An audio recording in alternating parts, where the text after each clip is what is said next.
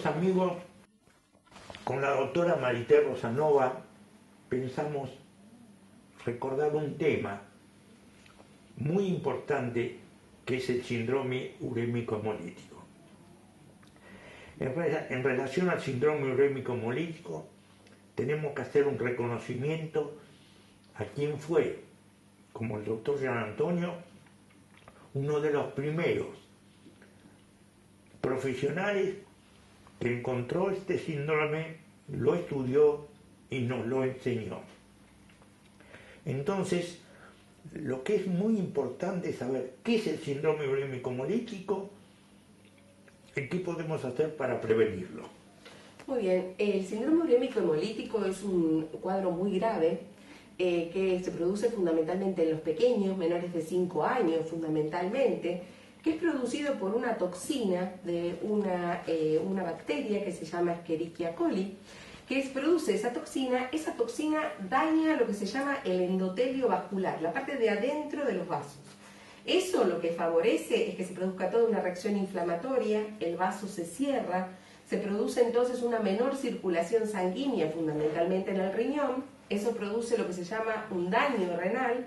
Ese daño renal puede llevar a que el chico, como consecuencia de ese síndrome urémico hemolítico, termine con insuficiencia renal e inclusive con trasplante renal. Es decir, es una causa muy importante de trasplante renal en nuestro país, es el síndrome urémico hemolítico. A mí me gustaría, Marité, que nosotros hiciéramos algunas reflexiones y comentarios de qué es importante para la prevención del síndrome urémico hemolítico. Porque como vos sabés, hay más o menos 300 a 400 casos por año. Desde la década del 60 nunca se ha podido disminuir, pero hay una serie de recomendaciones muy importantes que todos, sobre todo las mamás, los papás, tienen que tenerlo presente para evitar el síndrome urémico hemolítico.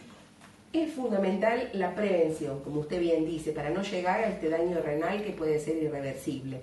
Entonces, uno de los consejos más importantes es fundamentalmente dónde podemos encontrar esta bacteria en las carnes.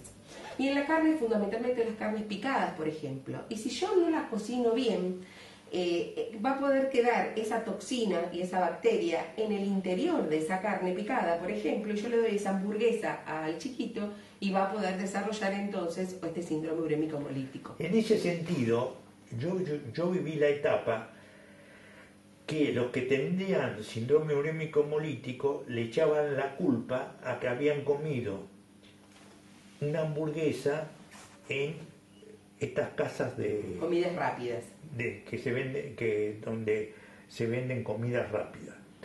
Y entonces hicimos una evaluación y un estudio, y lo que llegamos a la conclusión que en general en estas casas de comida rápida el calor que le aplican a las carnes, a las hamburguesas, es tal que no existe realmente la posibilidad de que uno tenga un síndrome urémico hemolítico por comer estos sándwiches de McDonald's o similares.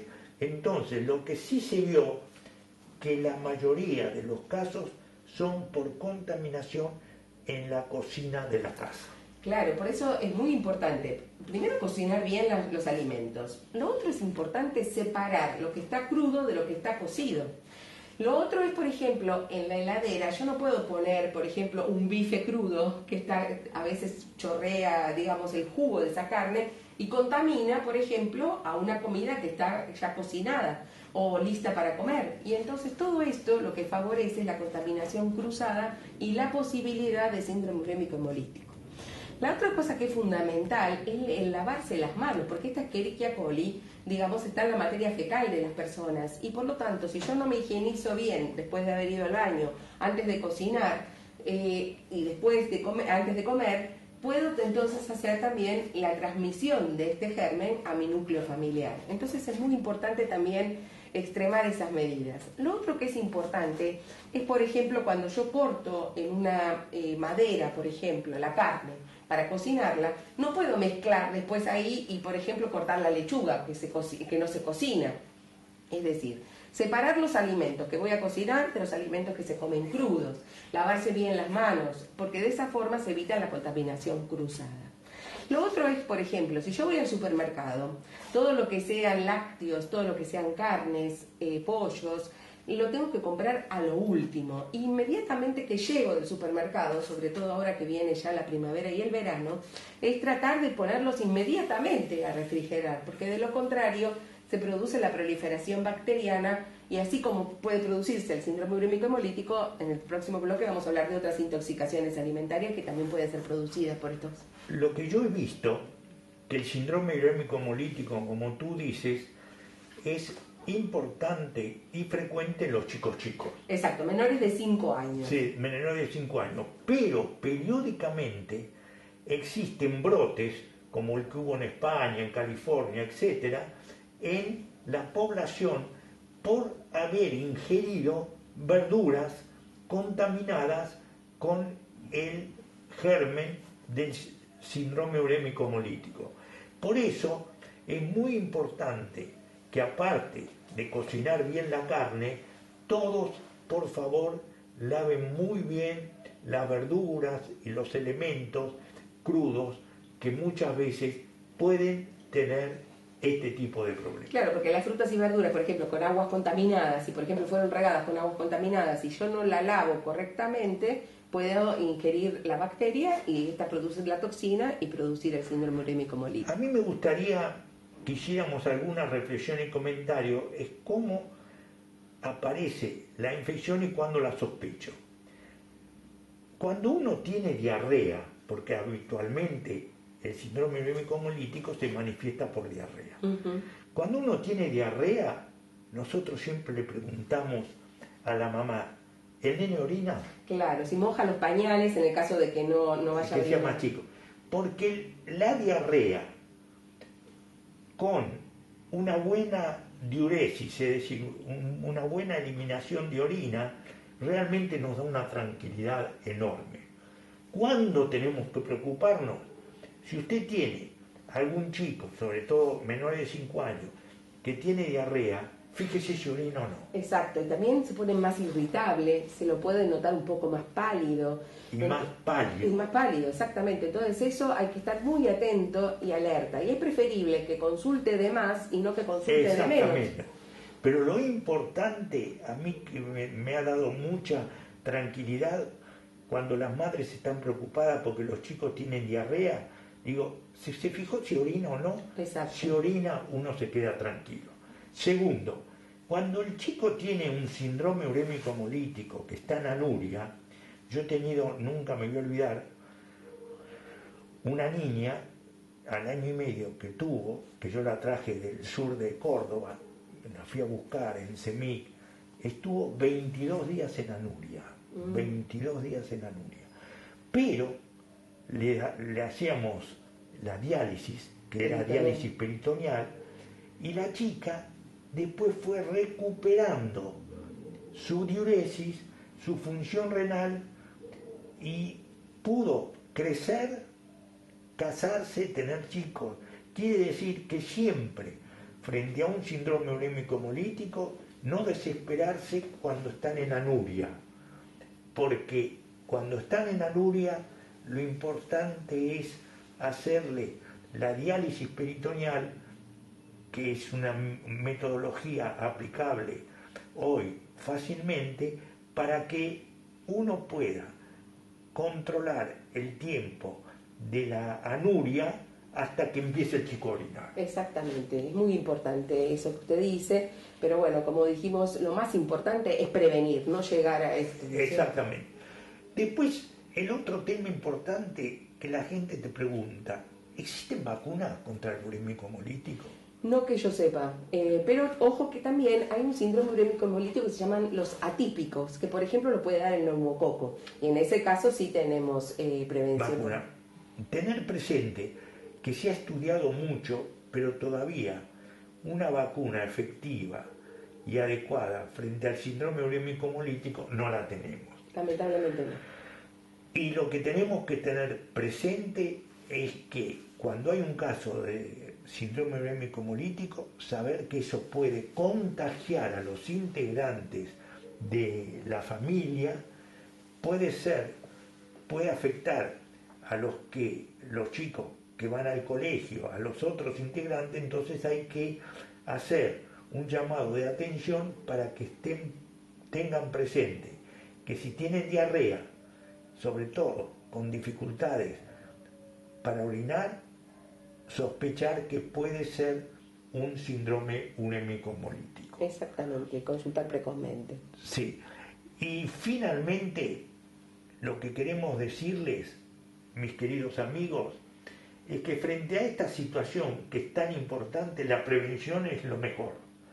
Pero también saber que cuando está el síndrome urémico hemolítico es mucho lo que podemos hacer, que nos enseñó el doctor Gian Antonio hace tiempo, dializando a los pacientes, atendiéndolos con los problemas hematológicos que pudieran tener, hasta tanto se recuperen. Y realmente hay muchos que se recuperan. Y finalmente algunos que quedan con anuria y lesión renal, el trasplante renal es una realidad posible en aplicar a este grupo de pacientes. Mis queridos amigos, con esto queríamos terminar con el síndrome urémico hemolítico. Prevengamos, porque desde hace más de la década del 60 que empezó, siempre tenemos 300 a 400 casos por año. Muchas gracias.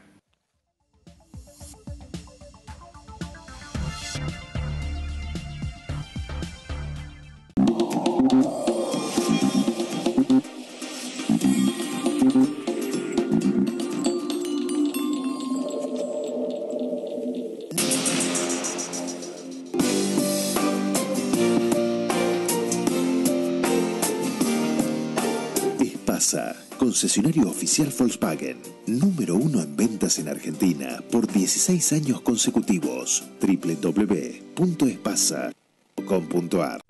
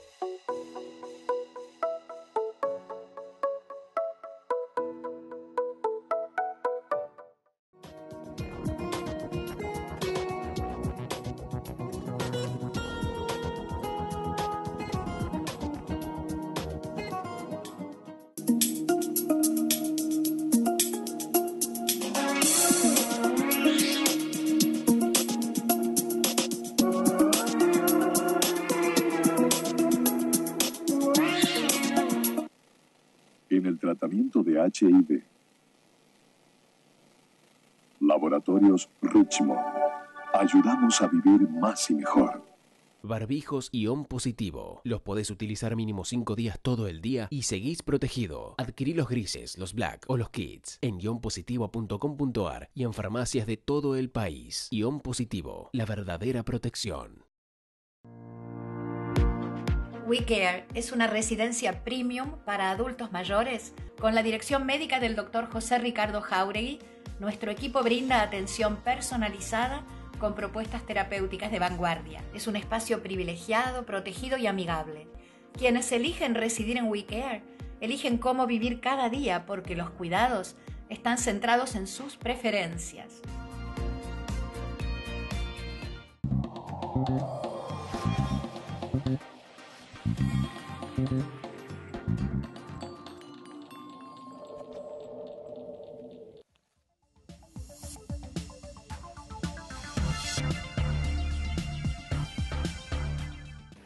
queridos amigos, en este segundo bloque de A Ciencia Cierta, hoy con la doctora Marité Rosanova, pensamos que sería bueno hacerles algunas reflexiones y comentarios sobre las diarreas que puedan estar asociadas a los alimentos, que pueden estar en los niños, que pueden estar en los adultos, cuál es la presentación y cómo es el manejo.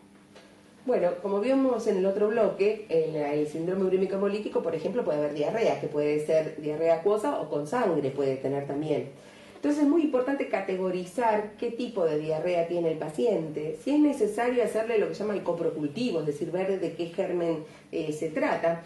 Porque, por ejemplo, no lo dijimos en el bloque anterior, pero es importante que, por ejemplo, en el caso de que sea una diarrea asociada a esta Escherichia coli productora de toxina, no se den antibióticos, porque esto lo que favorece es una eliminación mayor de la toxina y mayor gravedad del cuadro de síndrome urémico hemolítico. Es decir, el concepto sería la diarrea que usted observa en chicos, en adultos, lo fundamental antes de darle antibióticos es hacer una consulta médica que lo va a orientar si necesita o no necesita antibióticos. Exactamente, porque muchas veces el antibiótico puede ser más dañino que el beneficio que se pueda dar. Así que es importante categorizar esto. Una de las consecuencias más graves de la diarrea es la deshidratación de los bebés y sobre todo de los chiquitos más pequeños, menores de 1 año fundamentalmente. Por eso muchas veces cuando ellos no toleran por vía oral y continúan con esta diarrea y tenemos el riesgo de la deshidratación, requieren internación, muchas veces solo para hidratarlo, no necesariamente para tratamiento antibiótico. La otra cosa que es muy importante consultar si es el único caso en la familia que está con diarrea o si hay otros casos, porque cuando hay más casos en la familia, o uno puede pensar que, por ejemplo, se trate de un germen que sea altamente contagioso, como puede ser la Shigella, que es una bacteria que también puede producir diarrea, o que se trate de una intoxicación alimentaria, ¿sí? Que puede estar acompañada de diarrea, de vómitos, y en el cual generalmente están afectados varias personas del hogar. Entonces ahí viene bien consultar qué es lo que comieron, para poder pensar entonces qué puede estar asociado con la presencia de estas manifestaciones gastrointestinales. Hay un tema que es muy importante que vos categorices, reflexiones, ¿qué es esto? Muchas veces cuando hay estas diarreas te preguntan, ¿tengo que hacerle un coprocultivo, es decir, un cultivo de materia fecal, sí o no? Generalmente cuando la diarrea es con sangre, moco y pus, por ejemplo, se conviene hacer el coprocultivo para ver, porque por ejemplo en el caso, como decíamos antes, de la Shigella, ahí en general se requiere tratamiento. En el caso de que sea un huésped con sus defensas bajas, se requiere tratamiento. Si es por ejemplo una salmonela que puede ser asociada, por ejemplo, con alguna intoxicación alimentaria, pero se aísla y el chico es pequeño o es inmunocomprometido, se prefiere dar antibióticos. Entonces es importante categorizar para ver a quién le vamos a pedir el coprocultivo, a quién no, y a quién vamos a medicar y a quién no. Entonces, si es una diarrea banal, que en 2 o 3 días se autolimita, en general esas no le hacemos pedimos. nada. Pero cuando tenemos una diarrea, sobre todo, que se prolonga, que es con sangre, que afecta más de una persona en la casa, ahí es importante el coprocultivo. Y el coprocultivo usted lo tiene que hacer en sitios donde usted le explique lo que le pasa, que le den los elementos para juntar la materia fecal y contactarse con su médico para que pueda interpretar los resultados. Exactamente, porque también las diarreas crónicas, sobre todo prolongadas, pueden ser parásitos, ¿sí? Y entonces es importante también que tal vez no solo hay que pedir el coprocultivo, sino también un parasitológico. Sí, hay un tema que nosotros vemos, que hay pacientes que tienen diarrea asociada a antibióticos. Ustedes saben que hay antibióticos que muchas veces, como la clindamicina, la ampicilina, etcétera, que muchas veces el hecho de que uno tome un antibiótico le produce una diarrea. Entonces está la diarrea asociada a antibióticos. Cuando uno tiene una diarrea asociada a antibióticos, la primera recomendación más importante es consultar a su médico para suspender el antibiótico que está tomando. Entonces es muy trascendente que usted, si tiene una diarrea con antibiótico, suspenda el antibiótico. Si al suspender el antibiótico la diarrea se controla, ya está. Pero muchas veces no se controla. Y entonces, en esos casos, consulte a su médico porque hay que hacerle un estudio importante en materia fecal para ver si no es una diarrea por toxina del Clostridium difficile. El Clostridium difficile es un germen que se asocia con diarrea en pacientes que han tomado antibióticos y que merece ser estudiado, que se estudia muy fácilmente en los laboratorios donde le estudian si hay una toxina del Clostridium difficile. En Estados Unidos es muy importante porque hay más de 30.000 casos por año y tenemos diarreas por Clostridium difficile con manifestaciones solamente intestinales y otras con manifestaciones extraintestinales, el megacolon tóxico, la distensión abdominal, etc. Entonces, consulte. Diarrea asociada a antibiótico, primero suspender el antibiótico. Segundo, hacerle el estudio para el Clostridium difficile. Y si es un Clostridium difficile, debe ser tratado adecuadamente. ¿Con qué se trata? Esto es muy importante lo que usted dice porque nosotros estamos más acostumbrados a verlo en los chicos internados, que están sobre todo huéspedes inmunocomprometidos, sometidos a múltiples esquemas antibióticos. Y realmente el Clostridium difficile se tiene que tratar en esos casos y fundamentalmente es o metronidazol o vancomicina oral dependiendo de la gravedad del cuadro clínico. Y como usted dice, lo ideal es suspender los antibióticos o dar antibióticos que no sean tan productores de diarrea toxigénica por Clostridium difficile como son todos los que usted nombró. Como tú dices, es habitual que se use el metronidazol o la vancomicina. Nosotros preferimos, frente a las diarreas por Clostridium difficile que dio el test positivo, preferimos la vancomicina. Y la vancomicina, hay farmacias que usted le lleva el frasquito, le hacen una dilución en algún jarabe, que le puede ser al gusto que el chico o el adulto prefiera, y después se dan 4 veces por día durante por lo menos 10 a 14 días. Hay algunas veces que el Clostridium difficile es muy difícil controlarlo y hay veces que hay que darle tratamiento más prolongado y algunas veces se da tratamiento que duran un mes. Y a veces se tienen que combinar según la gravedad también, ¿no es cierto? Exactamente. Pero sí. Después viene el otro tema que me parece importante y justamente hemos tenido estos días unos casos, la diarrea asociada a los alimentos como el de la triquinosis. ¿Qué es la triquinosis? Bueno, la triquinosis es una zoonosis. ¿Qué quiere decir eso? Que es una enfermedad que adquiere el hombre a partir de un animal.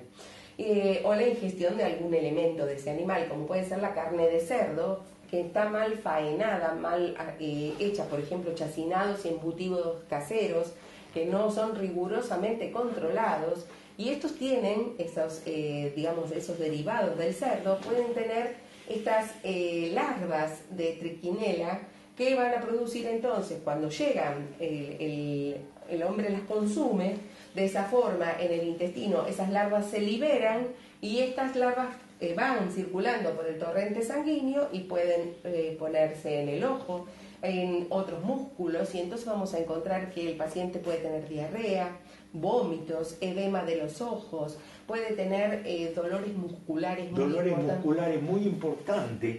Tanto es así que hay que hacerle un análisis que es la CPK, y yo el otro día tuve un paciente con una CPK positiva de 2500. Y otra situación que muchas veces aparece en estos pacientes es la eosinofilia, es decir, en el análisis de sangre hay una alteración y aparición de un germen, de un elemento de la sangre, de una célula en la sangre que es el eosinófilo. Y yo tuve algunos pacientes con 30% de eosinófilos, y lo más interesante es que si uno ve estos pacientes y le da tratamiento, mejoran. ¿Y cuál es el tratamiento? Ahí se puede llegar a dar corticoides y pueden haber antiparasitarios como el diabendazol o el mebendazol. Y el albendazol también. El albendazol. Nosotros a este paciente le dimos albendazol 400 miligramos, 10, 14 días, junto con los corticoides. El paciente, cuando le dimos el tratamiento a las 48, 72 horas, realmente dejó de tener fiebre, dejó de tener dolores musculares, y la CPK, que estaba en 2.500, bajó a 300, y realmente los eosinófilos tardan en eliminarse, pero también se controlan. Entonces lo fundamental, mis queridos amigos, es cuando usted le ofrece salame o carne de cerdo que no está bien controlada, no lo compre. Aparte vio que se ven en las rutas, vio que ponen, digamos, colgando con esos calores impresionantes, ponen chacinados, embutidos, y la gente se para y los compra y no tiene ninguna certificación del SENASA, y eso es muy peligroso. Exacto, entonces hay que tener presente esta prevención. Coma salame que esté bien preparado, coma carne de cerdo bien cocida, y no va a tener la triquinosis. Y si tiene alguna de estas triquinosis, consulte adecuadamente, porque realmente con el tratamiento de antiparasitario y los corticoides se va a controlar. Mis queridos amigos, creo que en este segundo bloque, creo que le hemos dado un panorama de las diarreas asociadas a antibióticos, a los alimentos, el manejo, y creo que todos estos cuadros de diarrea pueden controlarse adecuadamente si hace una buena consulta. Gracias.